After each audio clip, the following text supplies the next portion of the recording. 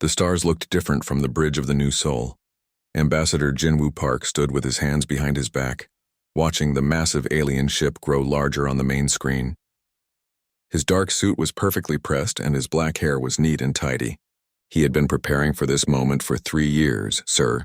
They're requesting permission to dock, said Communications Officer Seung-min Yang. His voice was calm, but Jinwoo could hear the excitement underneath. This was humanity's first formal meeting with the Valian Empire. Grant permission, Jinwoo said, and remind everyone to follow protocol. We represent all of humanity today. The Valian ship was beautiful in a way that hurt to look at. It seemed to be made of silver and crystal, flowing like water frozen in space. Everything about it spoke of ancient power and perfect design. The humans had built their ship for function. The Valians had built theirs for beauty. Captain Hunwoo Lee walked up beside Jinwoo. Their ship is 3 times the size of ours, he said quietly. And our sensors show at least 50 weapon systems. They want to impress us, Jinwoo replied. Let them. We're here to talk, not fight. Dr. Sola Choi joined them at the window. She was the mission's chief scientist, a small woman with sharp eyes behind wire glasses. I've been studying their culture for months, she said. They value beauty above everything else. Physical perfection is how they measure worth. That seems like a sad way to live, said Minho Kim, Jinwoo's aide. He was young but smart, always asking good questions. Different cultures, different values, Jinwoo said. We're here to find common ground. The docking process took an hour.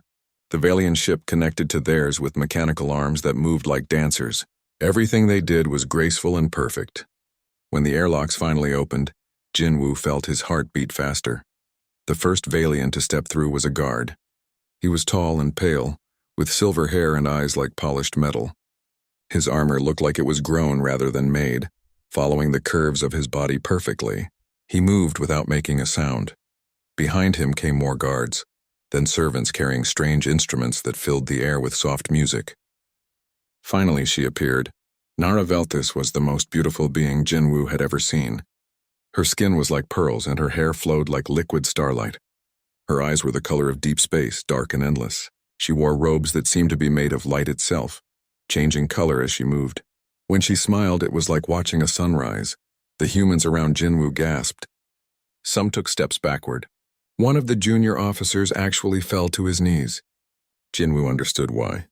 Looking at Nara was like looking at a goddess, but Jinwoo had trained for this. He stepped forward and bowed politely, the way he would greet any important diplomat. Welcome aboard the New Sol, he said. I am Ambassador Jinwoo Park. We are honored by your presence. Nara's smile faltered for just a moment. She had clearly expected a different reaction. Around her, the Valian guards looked confused. This was not how other species usually responded to their princess. I am Nara Velthis, first daughter of the Valian Empire, she said. Her voice was like music, each word perfectly formed. I speak for the High Empress in all matters concerning your people. The way she said people made it clear she thought humans were something less than Valians. Jinwoo kept his expression neutral. Excellent, he said. Shall we proceed to the conference room? My team is eager to begin discussions. Dr. Choi stepped forward. Princess Nara, I've read about Valian biology in our databases. Your people's ability to process multiple light spectrums is fascinating. I'd love to discuss the evolutionary advantages. Nara blinked in surprise. No one had ever asked her about science before. Yes, perhaps we could discuss that. Minho Kim was already taking notes on his tablet, completely focused on his work. He glanced up at Nara, nodded politely, then went back to writing. To him, she was just another diplomat to schedule meetings for. As they walked through the ship's corridors, Jinwoo noticed how the Valians reacted to everything they saw. They seemed disappointed by the simple, functional design. The walls were gray metal, the floors were non-slip rubber, and the lighting was bright and even. There was no decoration, no art, nothing that served beauty over purpose. Your ship is very practical, Nara said, trying to sound diplomatic. We build things to work, Captain Lee replied. Pretty ships don't help when you're lost in space. In the conference room, long tables had been set up with chairs for both delegations. The humans sat on one side, the Valians on the other. Jinwoo noticed that the Valians arranged themselves by beauty, with Nara at the center and the others positioned by how attractive they were. The humans had arranged themselves by job function. Jinwoo sat in the middle because he was in charge, not because he was the most handsome. Before we begin formal negotiations, Nara said, I should explain how this process works. The Valian Empire is generous to species that recognize our natural superiority. We offer protection, guidance, and the honor of serving a higher civilization. That's very kind, Jinwoo said carefully. But we were hoping to discuss a partnership between equals. The silence that followed was loud enough to hear. Several Valians looked shocked. One of them, a young male with silver eyes, actually laughed. Equals? Said the young Valian. You cannot be serious. Look at us, then look at yourselves. We are perfection made real. You are functional. Dr. Choi adjusted her glasses. Physical appearance is just one way to measure worth, she said calmly. What about creativity? Problem-solving ability? Emotional intelligence? Those are tools for lesser beings, the young Valian replied. Beauty is truth. Perfection is power. That's an interesting philosophy, Dr. Choi said. But has it helped you advance technologically? Our records show Valian science has remained mostly unchanged for centuries. Nara's eyes flashed with something that might have been anger. Or maybe curiosity. You dare question our achievements? I'm not questioning them, Dr. Choi said. I'm asking about them. What new discoveries have your people made recently? What problems have you solved? What challenges have you overcome? For the first time since boarding the ship, Nara seemed uncertain. She was used to people being amazed by her beauty, not asking her difficult questions about policy and science. We have achieved perfection, she said finally. What more is there to discover? Minho Kim looked up from his notes. Everything, he said simply. There's always more to learn. The meeting continued for several more hours, but Jinwoo could see that something had changed. Nara kept glancing at his team with an expression he couldn't quite read. She seemed puzzled by their lack of awe, their willingness to disagree with her, their focus on ideas rather than appearances. When the Valians finally returned to their ship, Jinwoo gathered his team. Well, he said, that was interesting. She's beautiful, admitted Captain Lee. But beauty doesn't make someone right. Did you see how surprised she looked when we treated her like a normal person? Dr. Choi asked. I don't think anyone has ever done that before. Maybe that's exactly what she needs, Jinwoo said thoughtfully, looking out at the Valian ship floating beside theirs in the darkness of space. The second day of negotiations went worse than the first. Nara arrived wearing robes that seemed to capture starlight itself, each thread glowing with soft rainbow colors. Her hair was arranged in complex patterns that defied gravity, and jewels orbited around her head like tiny planets. She was trying harder to impress the humans, but Jinwoo treated her exactly the same as he had the day before. Polite professional, nothing more. The Valian Empire offers humanity a place in our great civilization, Nara announced, reading from a crystal tablet. You will be granted the status of protected species.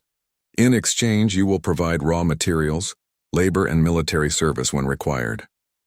Jinwoo looked at the document she slid across the table. The terms were worse than slavery, but written in pretty language that made it sound like a gift. Thank you for the offer, Jinwoo said calmly. But we prefer to remain independent. Perhaps we could discuss a trade agreement instead. We have technologies that might interest you. The young Valian male from yesterday, Prince Zephyr, Nara's brother, slammed his hand on the table. You refuse the generosity of the Empire? Do you not understand what we are offering you? We understand perfectly, said Engineer Yunbi Han. She was a small woman with calloused hands and oil stains on her uniform. You want us to be your slaves? The answer is no. Slaves? Zephyr looked insulted. Protected species are treasured. They are given purpose, direction, meaning. By someone else, Yunbi replied. We prefer to find our own meaning. Nara watched this exchange with growing confusion. Every other species had been grateful for Valian protection. They had begged for the chance to serve the Empire. These humans acted like the offer was insulting. Perhaps, Nara said carefully, you do not fully appreciate what we are offering. I am Nara Veltis, first daughter of the Empire. I have never been refused anything I have asked for. There's a first time for everything, Minho Kim said without looking up from his notes. Nara stared at him. In her entire life, no one had ever dismissed her so casually. Male creatures from a dozen species had started wars just to win her attention. This human was treating her like she was ordinary. During the lunch break, Nara found herself alone with Jinwoo in the observation deck, She had arranged this meeting carefully, wearing her most beautiful dress and using subtle Valian pheromones that could charm almost any living creature. "Ambassador Park," she said, moving closer to him. Her voice was soft and musical. "Perhaps we could discuss terms more privately." Jinwoo turned to face her, and Nara was ready for the look of desire she always saw in male eyes. Instead, she saw only polite interest. "Of course," Jinwoo said. "What specific terms did you want to discuss?" Nara moved even closer, close enough that her perfume should have overwhelmed his senses. "I think you are a very impressive man," she said. "Strong, intelligent, the kind of leader the Empire could use." "Thank you," Jinwoo said. "That's very kind." He didn't move closer. He didn't seem affected by her beauty at all. Nara felt something she had never experienced before. Rejection. "Do you not find me attractive?" she asked, genuinely confused. Jinwoo considered the question seriously. "You are very beautiful," he said finally. "But I prefer to know someone as a person before considering anything romantic. What do you like to do? What makes you happy? What are your dreams?"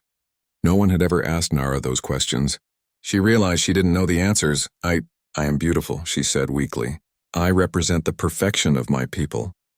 "That's what you are, not who you are," Jinwoo said gently. "They're different things." Before Nara could respond, alarms began blaring throughout the ship. Captain Lee's voice came over the speakers. "All hands to battle stations. Valian ships are moving into attack positions." Jinwoo and Nara rushed to the bridge.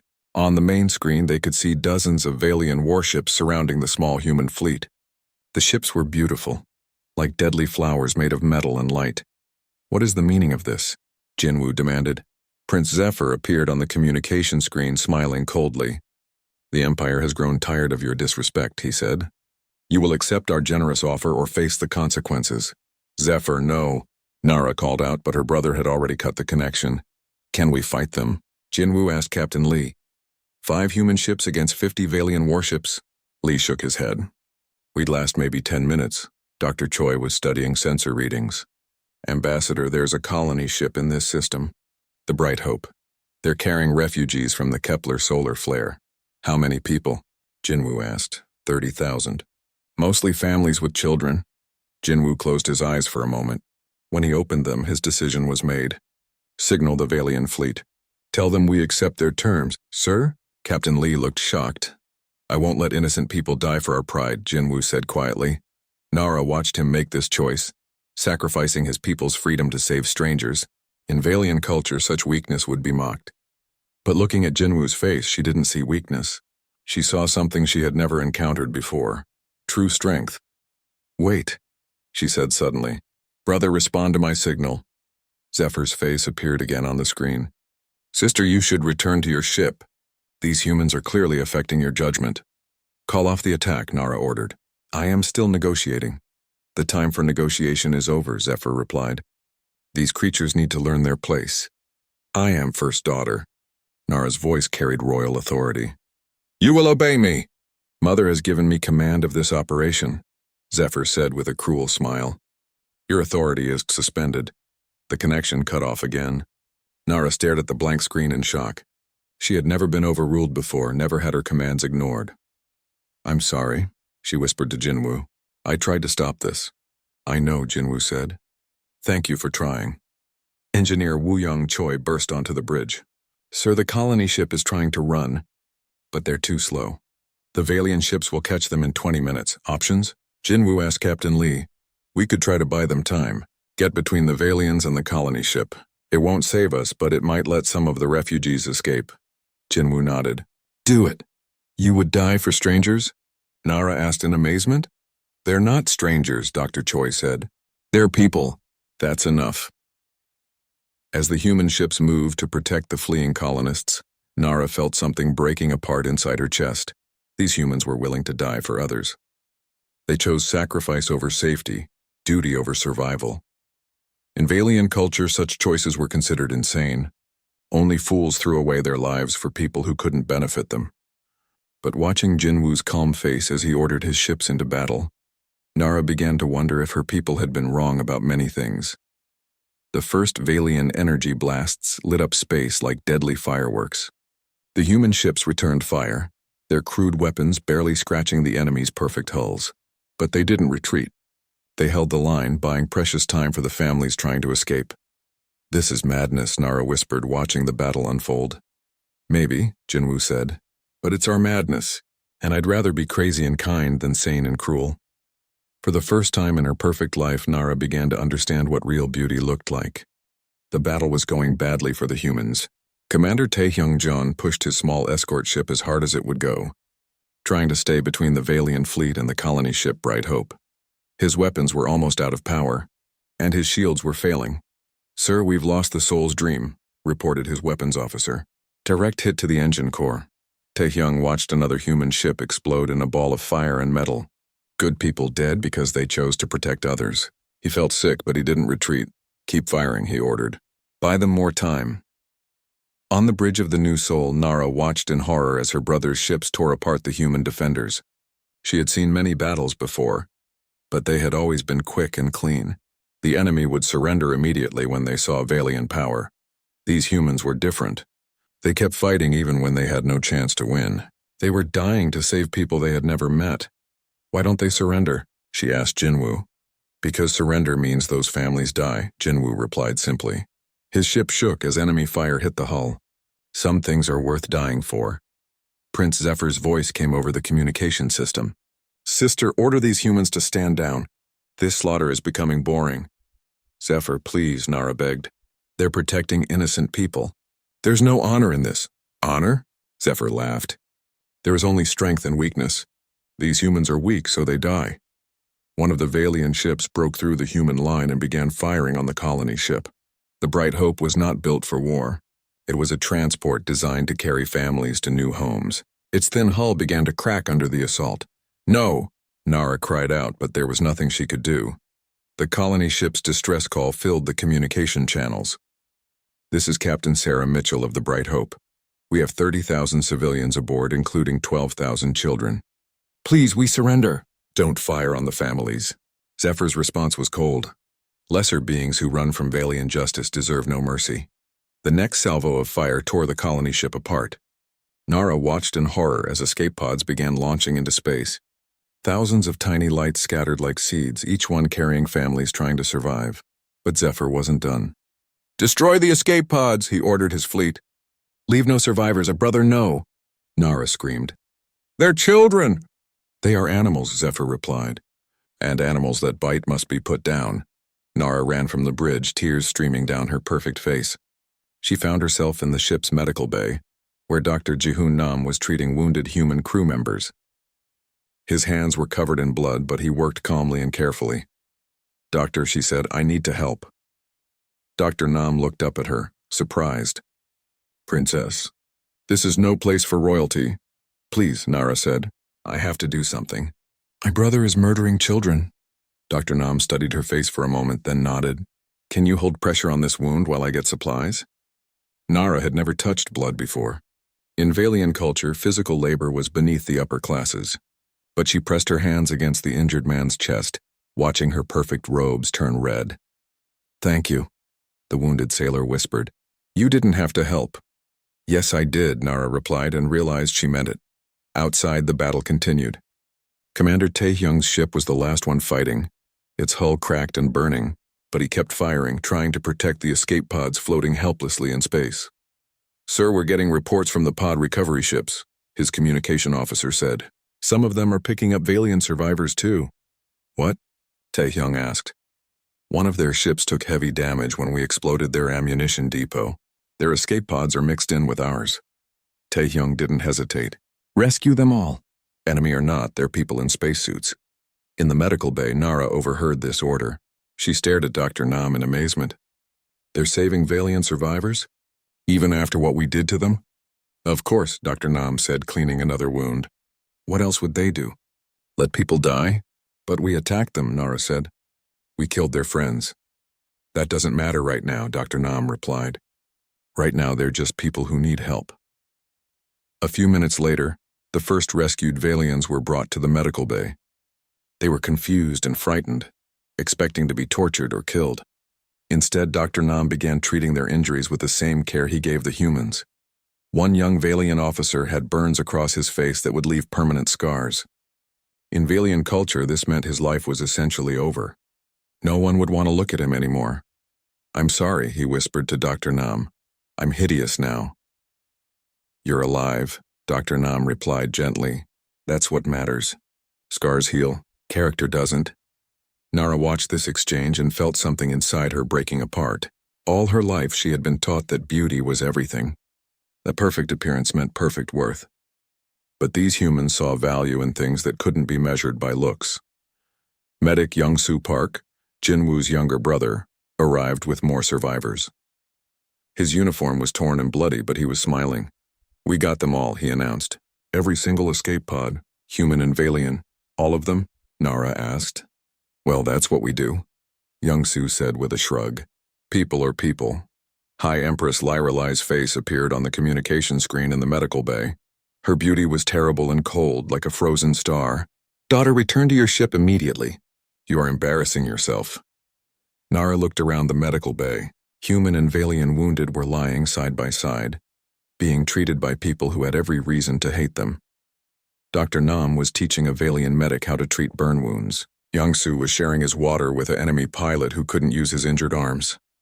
"No, Mother," Nara said quietly. "I think I'm finally learning what honor really means." "You are contaminated by their weakness," the Empress said coldly. "Report to your ship for purification and punishment." "What if their weakness is actually strength?" Nara asked. "What if we've been wrong about everything?" The Empress's perfect face twisted with rage. "You are no daughter of mine." "Guards, arrest the traitor princess," the communication cut off. Nara stared at the blank screen, realizing that she had just lost everything she had ever known.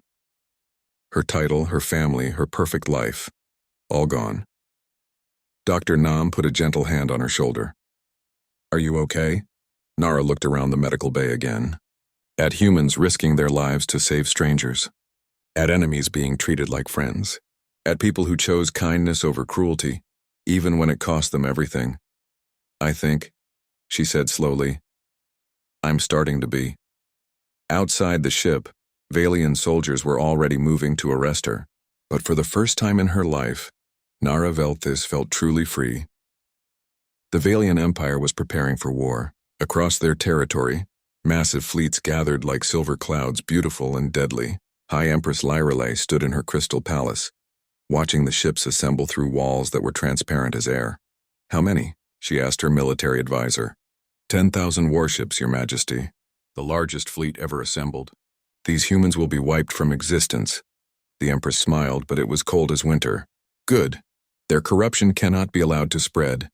Other species might begin to think they are equal to us." Meanwhile, Nara was locked in a small room aboard her brother's ship. The walls were white and empty, designed to break the spirit of prisoners. But Nara wasn't broken. She was thinking. Communications officer Seung-Min Yang had smuggled a small transmitter to her, hidden in her food. He had risked his life to help her, even though she was the enemy. Another act of human kindness that would have been impossible in Valian culture. Nara activated the device and began sending coded messages to the human fleet. Troop movements, battle plans, weapon specifications, everything she could remember from years of military briefings she had never paid attention to before. On the new Sol, Jinwoo faced an impossible choice. Admiral Cheong Lim wanted to fight, even against hopeless odds. "We can't just give up," she argued. "If we run now, the Empire will hunt down every human colony." Diplomat Soo-Young Kim disagreed. "We need to negotiate. Find some way to make peace before this becomes genocide." Jinwoo studied the tactical displays. 10,000 enemy ships against the few hundred humans could gather. Even with Nara's intelligence, the math was simple and brutal. "There has to be another way," he said quietly. Dr. Choi looked up from her research station. "Actually, there might be. I've been analyzing the data Nara sent us. The Valian Empire isn't as united as they pretend. There are cracks." She put a star map on the main screen. "Look at this. The Empire controls over 50 different species, all conquered and enslaved. Some of them have been fighting small rebellions for decades. But they always lose," Captain Lee pointed out. "Because they fight alone," Dr. Choi replied. "But what if they had help? What if they had hope?" Jinwoo began to understand. "You're talking about revolution. I'm talking about freedom, Dr. Choi said. The Empire's strength comes from keeping everyone separate and afraid. But if all their slaves rose up at once? Before anyone could respond, alarms began blaring. On the screen, they could see Valian ships approaching at high speed. But these weren't warships. They were smaller, faster vessels flying in desperate formation. Incoming message, Seungmin announced. A Valian face appeared on the screen, but this one was different. His features were scarred and his uniform was torn. Human ships, this is Captain Theron of the Valian Liberation Front. We request immediate asylum. Liberation Front? Jinwoo asked. We are Valians who reject the Empire's cruelty, Theron explained. We have Princess Nara aboard our ship. She wishes to speak with you. A few minutes later, Nara's face filled the screen. Her perfect hair was disheveled and her beautiful robes were replaced by simple clothes, but her eyes were bright with purpose. Ambassador Park, she said. I need to ask you something I've never asked anyone before. What's that? Jinwoo replied. Will you accept me? Not as a princess, not as a tool for negotiation, but as a person who wants to do the right thing. The bridge fell silent. Everyone understood what this meant. Accepting Nara meant declaring war on the entire Valian Empire. It meant choosing principle over survival. What are you asking me to do? Jinwoo said carefully. Help me save my people from themselves, Nara replied. Help me show them that there's a better way to live. Admiral Lim stepped forward. Ambassador, if we do this, there's no going back. The Empire will never stop hunting us. They're already hunting us, Jinwoo pointed out. The question is whether we run or fight. Diplomat Kim shook her head. This is madness. We're talking about civil war in an empire that spans half the galaxy. All revolutions seem impossible until they succeed, Dr. Choi said quietly. Jinwoo looked around the bridge at his people. These men and women had already proven they would risk everything for what they believed in. Now he was asking them to risk it again.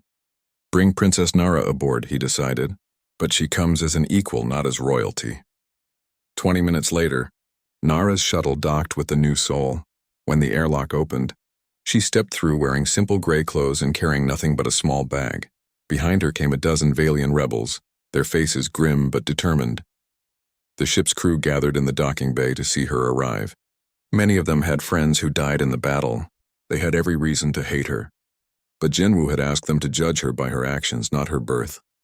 Nara walked slowly through the crowd, seeing the faces of people she had helped hurt. Some glared at her with anger. Others looked curious. A few seemed surprised by how ordinary she looked without her royal robes. When she reached Jinwoo, she stopped. For a moment, they looked at each other in silence. Then, in front of everyone watching, Nara dropped to her knees. I am nobody special, she said, her voice carrying clearly through the bay. I have no powers except those given to me by birth. I have no wisdom except what I've learned from your kindness. I have no worth except what I can earn through my actions. She looked up at Jinwoo, tears streaming down her face. You showed me that all beings have value, regardless of how they look or where they come from. You taught me that real strength comes from protecting others, not dominating them. Please, let me prove that I can be worthy of the respect you show to your equals. The docking bay was completely silent. Even the ship's engine seemed to have stopped humming. Everyone waited to see what Jinwoo would do. He stepped forward and held out his hand. Stand up, Nara, he said gently. Friends don't kneel to each other. When she took his hand and rose to her feet, the crew began to applaud. Not because she was beautiful or royal, but because she had chosen to stand with them against impossible odds. Welcome to the rebellion, Jinwoo said with a small smile. Thank you, Nara replied. Now let's go save a galaxy. Outside the ship, the Valian fleet was already moving toward them. But for the first time since the crisis began, Jinwoo felt hope. Sometimes the most powerful weapons weren't ships or guns. Sometimes they were ideas. The war began 3 days later, but not the way anyone expected. Instead of massive fleet battles, it started with words. Nara stood in the communication center of the New Soul, preparing to broadcast across the entire galaxy. Her hands shook slightly as she looked at the camera.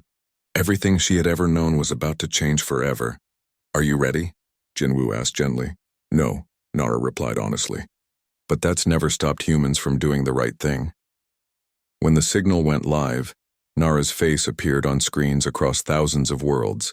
Valian citizens expected to see their perfect princess condemning the human rebels. Instead, they saw something that shocked them to their core. "My name is Nara Velthis," she began, "and I am no longer your princess.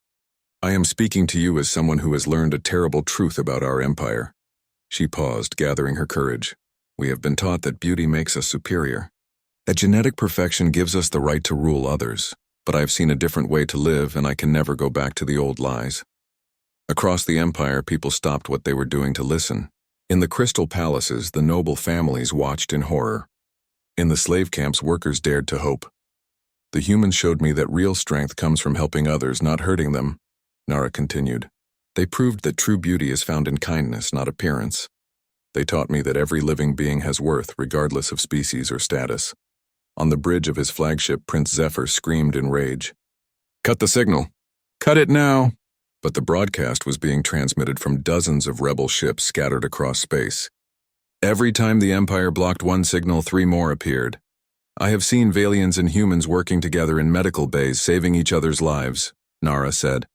"I have watched our enemies risk everything to protect our people.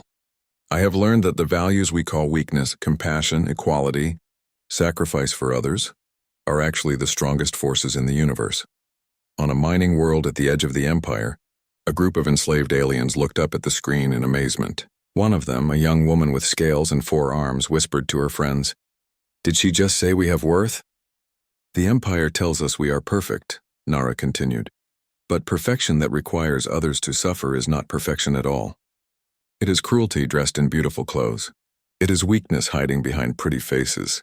The broadcast reached every corner of Valian space. On factory worlds, workers began putting down their tools. On military bases, soldiers questioned their orders. On colony planets, local governments started declaring independence. But the Empire wasn't going to give up without a fight. High Empress Lirelai assembled her largest fleet and began hunting down the rebel transmitters. The real war was about to begin. Tactical analyst Dong Hae-song worked around the clock, coordinating with rebel groups across dozens of star systems. Engineer Woo Young Choi helped design new communication networks that were harder for the Empire to track. Every human ship became a mobile command center for the growing revolution. The first major battle took place in the Kepler system, where the refugee colony ship had been destroyed. General Kiran, Nara's former suitor, led a massive Imperial fleet against a combined force of humans and Valian rebels. Kiran was everything the Empire valued: beautiful, strong, and completely ruthless. He had once asked for Nara's hand in marriage, promising to help her rule the galaxy with perfect cruelty. "Nara," his voice came over the communication channel, "end this madness. Come back to me, and I will forgive your temporary insanity." "I was never insane," Nara replied from the bridge of her rebel ship. "I was just finally learning to see clearly." The battle was fierce and desperate. Imperial ships outnumbered the rebels 3-1, but the rebels fought with a passion the Empire couldn't understand. They weren't fighting for conquest or glory. They were fighting for the right to be free. Pilot Jae-hyun Park flew alongside Nara in the final assault on Kiran's flagship. Their ships moved in perfect coordination, human and Valian working as one. It was a partnership that would have been impossible under the old system. "Ready?" Jae-hyun asked over the radio. "Ready," Nara replied. Together they broke through the Imperial defenses and disabled Kiran's ship. When the rebels boarded, they found the general wounded but alive. He looked at Nara with confusion and anger. "You were perfect," he said. "Why would you throw away perfection for this?" Nara looked around at the rebels who had fought beside her. Humans and aliens of a dozen species, all working together despite their differences. Some were injured, all were tired, but they had won because they believed in something greater than themselves. "Because perfection without compassion is just beautiful emptiness," she said. "And I'd rather be flawed and kind than perfect and cruel." The war continued for months, but the outcome was never really in doubt. Once the idea of freedom began spreading, nothing could stop it. Species that had been enemies for centuries began working together. Slaves became soldiers. Fear became hope. The final battle took place above the Valian homeworld. High Empress Lirelai made her last stand in the Crystal Palace, surrounded by the few nobles who still believed in the old ways. When rebel forces entered the throne room, they found the Empress sitting alone, her perfect beauty untouched by the chaos around her. "So," she said to Nara, "my daughter has come to destroy everything I built." No, Mother, Nara replied sadly. I've come to build something better. The Empress laughed, but there was no joy in it. You think these aliens will thank you? You think they'll remember your kindness? They will turn on you the moment they no longer need you. Maybe, Nara said, but that's their choice to make. Freedom means the right to make mistakes. And what of our people? What of the Valian Empire?